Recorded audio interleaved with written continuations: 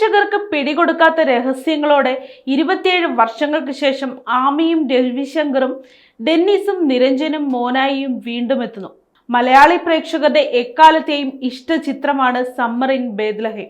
ഈ ക്രിസ്മസിന് ഡെന്നീസിന്റെ ബേത്ലഹേം കാണാൻ വീണ്ടും അവസരമൊരുങ്ങുകയാണ്.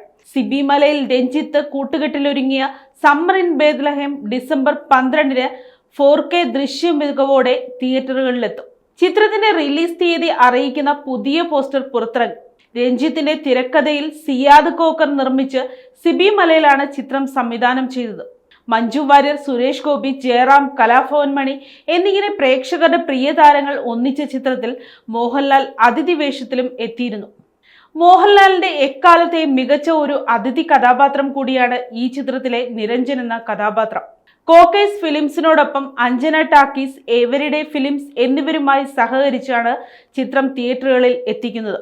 ദേവദൂതൻ, ചോട്ടാ മുംബൈ എന്നീ ചിത്രങ്ങൾക്ക് ശേഷം ഹൈ സ്റ്റുഡിയോസിന്റെ നേതൃത്വത്തിലാണ് ചിത്രം 4K നിലവാരത്തിൽ റീമാസ്റ്റർ ചെയ്യുന്നത്.